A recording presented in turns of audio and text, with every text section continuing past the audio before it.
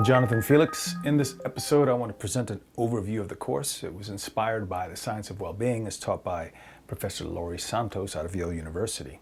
And the science of well-being, as she teaches it, is an overview of what psychological science says about happiness. The purpose of the course is not only to learn what psychological research says about what makes us happy, but also to put these strategies into practice. That course is available online through Coursera, and I would invite you to check it out. Now, I use her course as a standard. And I'm using the word standard the way we use it in jazz. And in jazz, a standard is a song that's well known, and it's usually performed by the musicians. The musicians improvise to fit their own style. And I improvise when I share this research with different audiences. I teach one way to clinicians and physicians or scientists. And I teach another way to small children. I'll teach another way to seniors.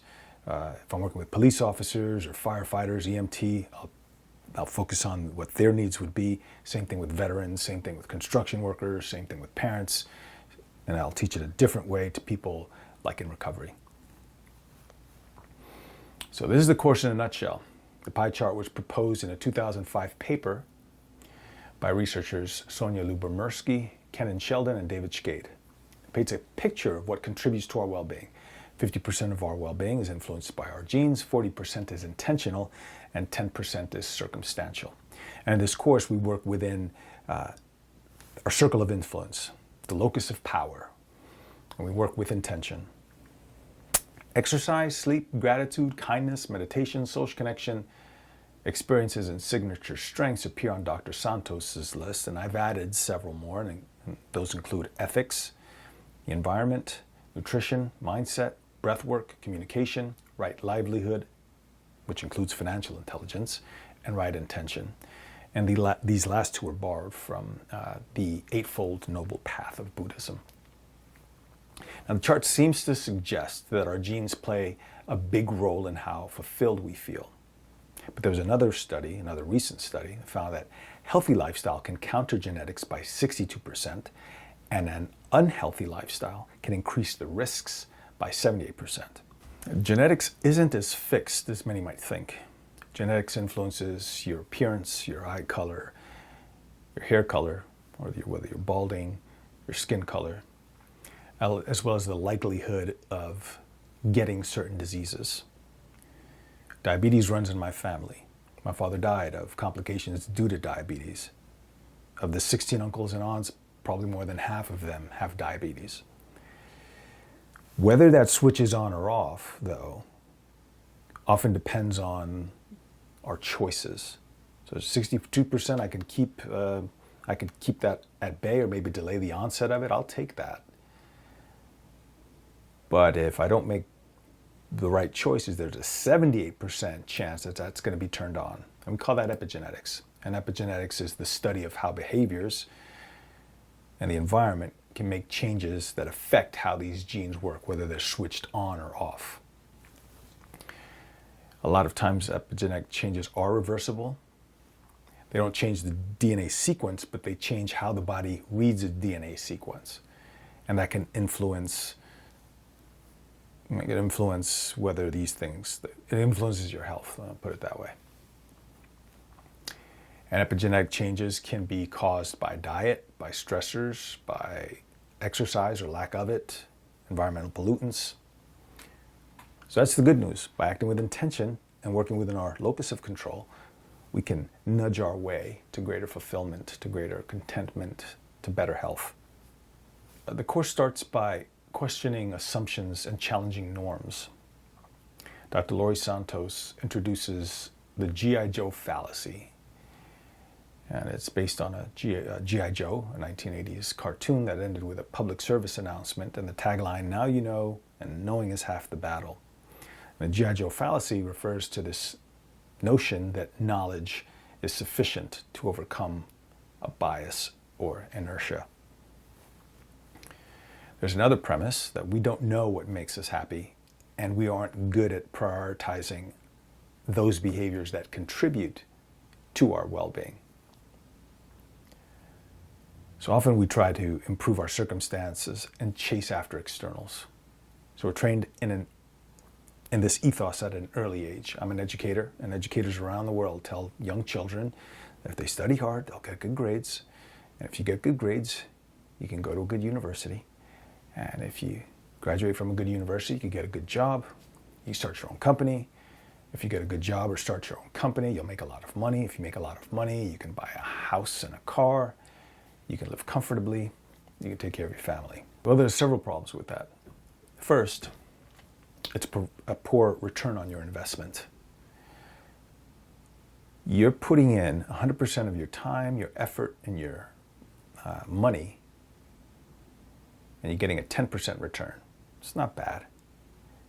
But given the choice, 40%, 10%, most of us would put it in a bank that would give us a 40% return on our investment. Next, change is the one constant. You may get everything you're wanting, but that's going to change. That's the law. And this may be the path to comfort, but it's not the path to fulfillment. And I'm planning and preparing for this imagined future state of happiness. We're missing the beauty, the wonder, the peace, the fulfillment, and the joy that can be had in this present moment. And eventually we contend with something they call hedonic adaptation. And hedonic adaptation is this tendency for people to return to their baseline of happiness after experiencing it could be either a positive event or a negative event. So some examples: you buy a new house, you feel the surge of happiness, and over time you return to your baseline level of contentment. You studied hard, you received excellent grades, yeah, now what? Or you failed and you felt miserable. Eventually you return to your baseline happiness. You were admitted to a top university, you were ecstatic, all right, now what? You return to your baseline level of happiness. Or maybe you weren't accepted to the university of your choice. You didn't get the promotion, you lost the client, maybe you even lost your business. Eventually you return to your baseline level of happiness. So you may get comfort and convenience for all your effort, but not necessarily well-being or peace of mind. In fact, the mind becomes very agitated and disturbed if its desires aren't met. So cravings and aversions, they will upset the unstable mind. Craving for more, we often sacrifice the very things that contribute to a more fulfilling life. Our relationships, our health, our sleep, stillness of mind. So I'll give you an example. A lot of us will take on 2, 3 jobs, sometimes by necessity. And I need to be careful here because some of you are doing the best you can with what you have. Or you may have this temporary goal that you're working toward. But we've got to be careful because when you start compromising sleep, just 1 week of insufficient sleep, 711 genes are either upregulated, switched on, or downregulated and switched off. And some of the genes that are downregulated or switched off, you want them off. And some of the stuff that's upregulated or switched on, you don't want to turn on. Some of those genes are associated with inflammation, with tumors, with cardiovascular disease. Oftentimes, in chasing more, we don't have time to prepare nutrient-dense meals. We're shoving food down our throats, fast foods, consuming fast foods. Inflammation, oxidative damage. There's a cost to this. In America, 40 million people were diagnosed with anxiety. 27 million people suffer from depression. 9 million people have a major depressive disorder. And these are the people who went for help. There are probably just as many who've never bothered to seek treatment. You have 40,000 people committing suicide annually. More than 1 in 5 Americans takes at least one drug to treat a psychological disorder, from antidepressants like Prozac to anti-anxiety drugs like Xanax. And there are 8 million children on psychiatric drugs. I'm an educator by profession. Teaching what matters is my tagline, and I teach explicitly. I have kids I work with children as young as 3 in preschool, and there are people who've taken my classes in their 80s. In my 19 years of schooling, I went to graduate school, I was never explicitly taught how to maintain equanimity, but I did learn that an equilateral triangle was equiangular. We spent hours learning geography, but rarely were we invited to explore the topography of the inner landscape. I could map America, but I couldn't identify a single node in the human brain. I learned how to compose a logical argument, but I was never taught how to mediate conflict. I studied chemistry, but was never taught how to change my body's chemistry naturally to enhance my well-being. We discussed books and authors' purpose, but we were never invited to deconstruct the streams of our own inner narratives and to identify or challenge our own cognitive distortions. And when governments issued lockdowns around the world in 2020, what practical skills were you taught as a child during your 13 to 21 year career as a student or graduate student to maintain equanimity? What strategies were you taught as a child that you use today to budget, to manage your portfolio, to hedge against inflation, or to grow your investments?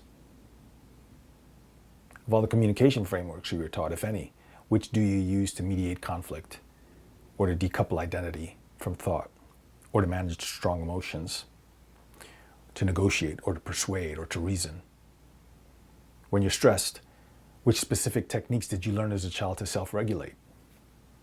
What steps do you follow to break bad habits or to develop good ones? Of all the recipes that were shared with you to promote health, which nutrient-dense meals were your favorite? Which are your go-to foods for reducing inflammation? When a friend or loved one hurt you, what specific techniques did you use to mend the breach and to heal the heart? What protocols have you established to maximize executive functioning, like organization, planning, time management, productivity? Now, few, if any, received explicit instruction in these core competencies. This is stuff that matters. And while you may have had a teacher who inspired you, I doubt if you attended a school where communication, finance, self-regulation, mindfulness, nutrition, or the science of well-being were sequenced, explicitly taught, or embedded in the curriculum the way these other subjects are. I'm grateful to my teachers. They followed the best practices of the time. And today, thanks to advances in brain imaging technology and biology and neuroscience, we have a better understanding of how the developing brain works. Our knowledge is still incomplete, and I'm approaching the subject with a lot of humility. But I think this will be of great value to you. Or that's my hope anyway.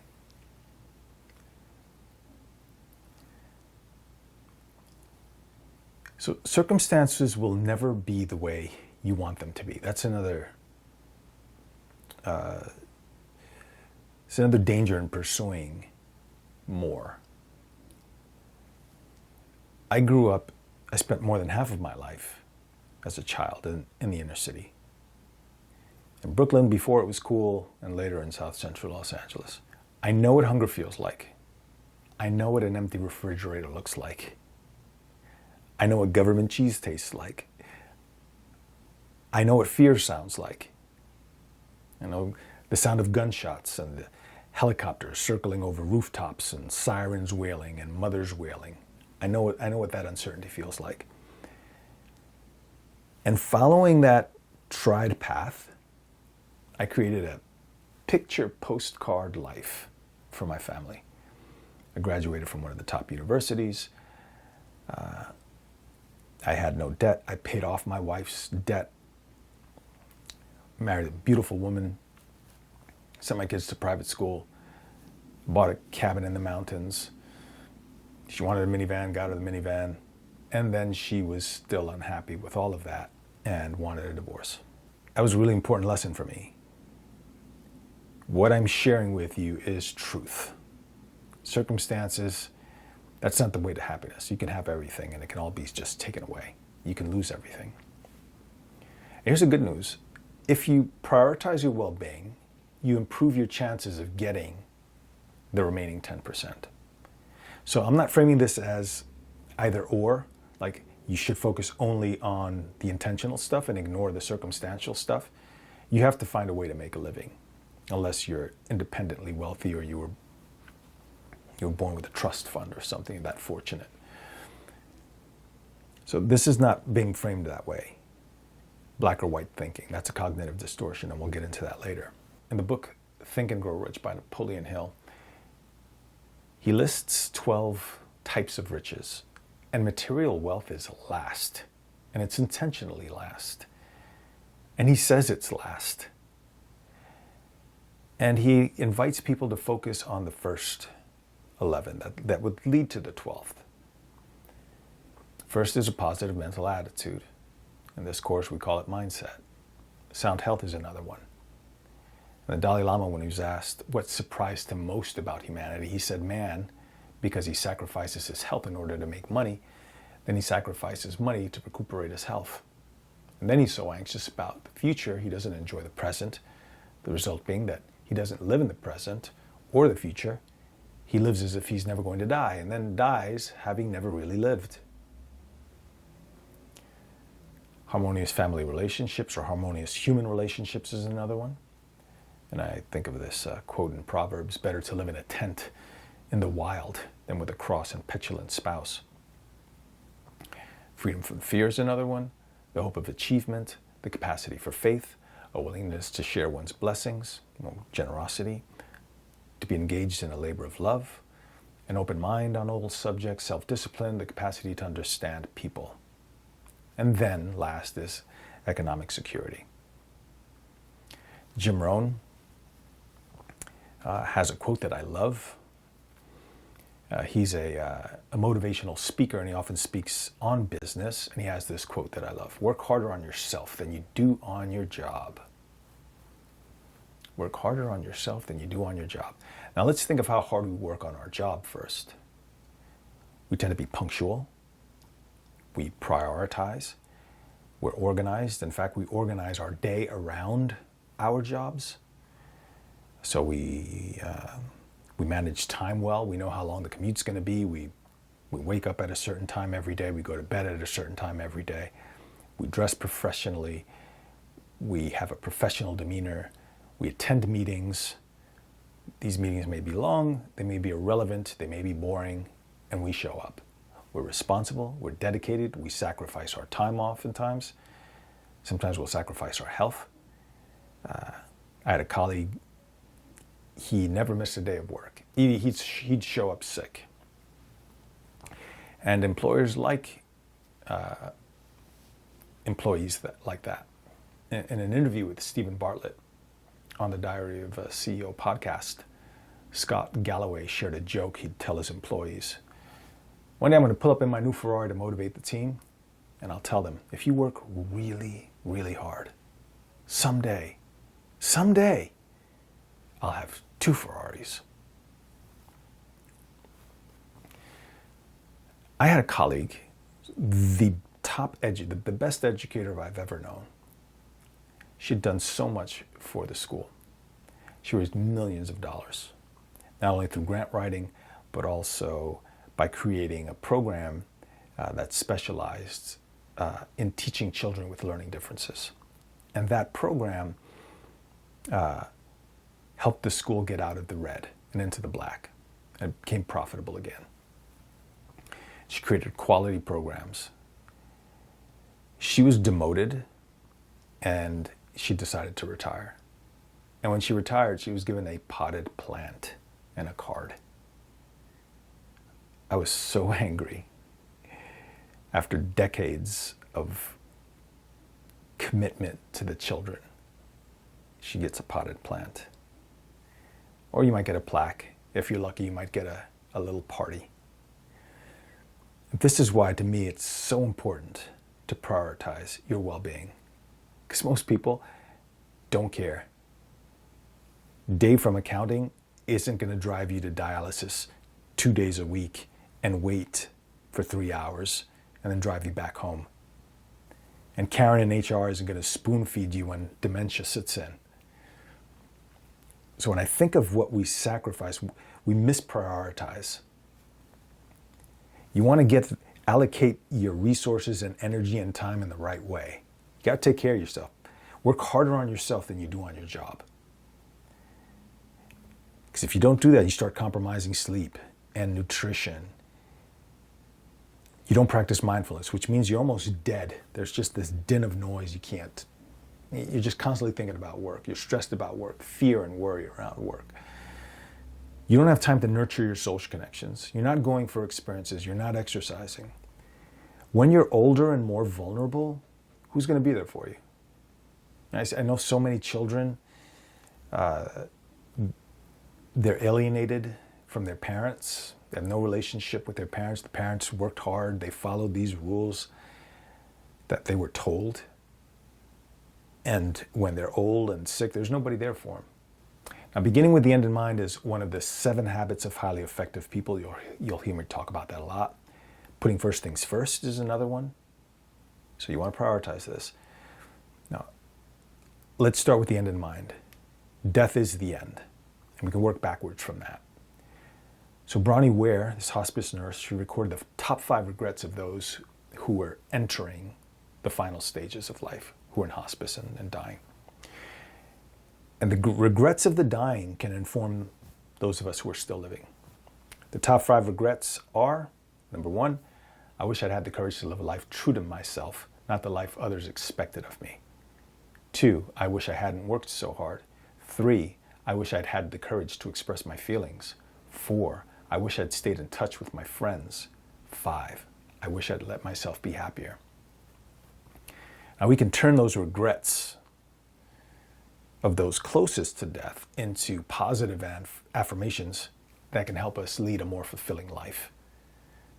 So rather than saying, I wish I had the courage to live a life true to myself, I live courageously, I live boldly, I live authentically. Second one, I wish I hadn't worked so hard.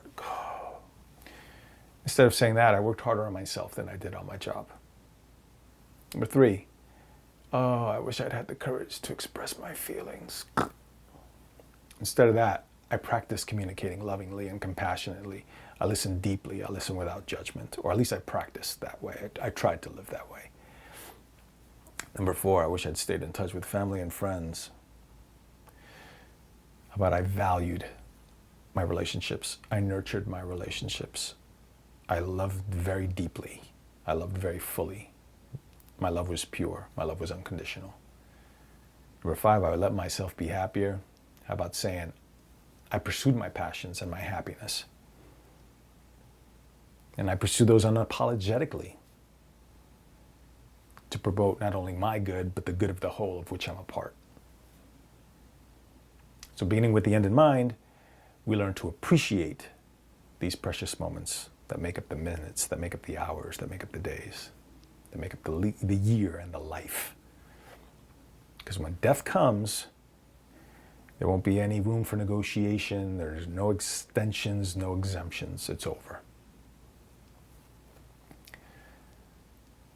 Another way to frame this comes from David Brooks. There's something called resume values, and then there's, resume virtues and eulogy virtues. And David Brooks writes this: within each of us, there are 2 selves. The self who craves success, who builds a resume, and the self who seeks connection, community, love, the values that make for a great eulogy. Can we balance these 2? So that's the challenge for us, to get that 10% and the 40% and to try to optimize these. So resume virtues are things like your skills and your education and your qualifications, your status. The eulogy virtues are things like faithfulness, character, compassion, love, forgiveness, redemption. The model that I share is not prescriptive. I'll give you an example with exercise. Exercise is on the list, and we dive deep into exercise. I'll give you a bunch of different things you may want to try. But I'm also mindful that people have limitations. When I was in college, I had 2 roommates, Frank and Stacy, and they were severely disabled, and they needed full-time care, 24 hours a day. There were a lot of exercises they couldn't do, but part of their routine was movement so that their limbs wouldn't atrophy, even though they were paralyzed. It was just to keep the limbs fluid and to prevent all these different problems. When I'm working with kindergartners and we do exercise, it's going to look different than the regimen I may prescribe or suggest for a high school athlete, or for a 40-year-old with a shoulder impingement, or for a 90-year-old. Nutrition is another one. We all have a unique biochemistry, so we got to be careful. I'm not prescribing anything in particular. I'll just share a lot of the science with you, and based on that, you can make your own decisions and do your own experiments. In each episode, I'm referencing this study. It appears in the book Immunity to Change.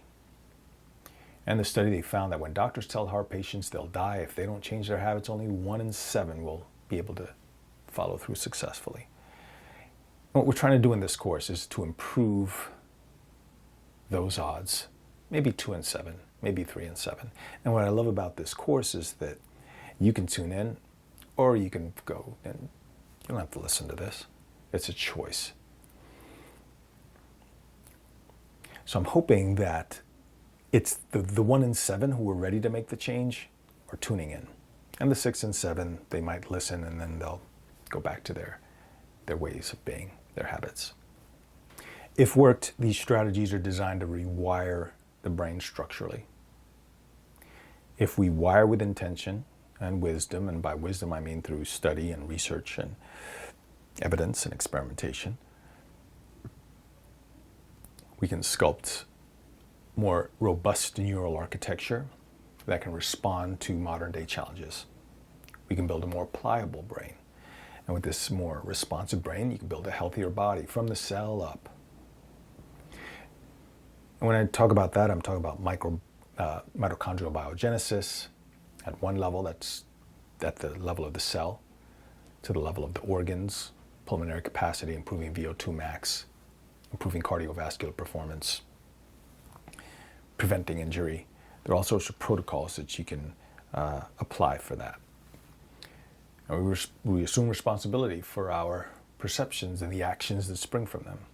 We can examine those perceptual inputs, reroute them or reframe them to build a more resilient brain that can handle all of life's vicissitudes, the ups and downs, the layoff, the challenges, the divorce, the setback, the economic recession, the death of a loved one, the diagnosis.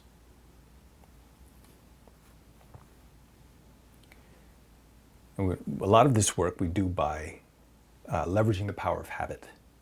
Habits are often entrenched and difficult to change. But by leveraging the power of habit and routinizing behavior, they become automatic. And that's the key to rewiring the brain. And most of the rewirements that Dr. Santos lists are very obvious: exercise, sleep, social connection, mindful attention. But these are powerful levers for affecting long-term change. And any one of these that you choose can become what's called a keystone habit. Like, suppose you choose exercise. Once you start working out, you may want to start eating better to improve your athletic performance. You start eating better and you exercise, you're going to get better sleep. You get better sleep, you can have more energy. You have more energy, you're getting better sleep, you're exercising, you're eating a better diet, that's going to improve your mood. You're exercising, you're eating a nutrient-dense diet, you're getting better sleep, you have more energy, improved mood, you're going to be more productive. You're more productive, that's going to increase your confidence. And all of that, it's a positive feedback loop. And that's what this course is about. So I hope you tune in and see you next time.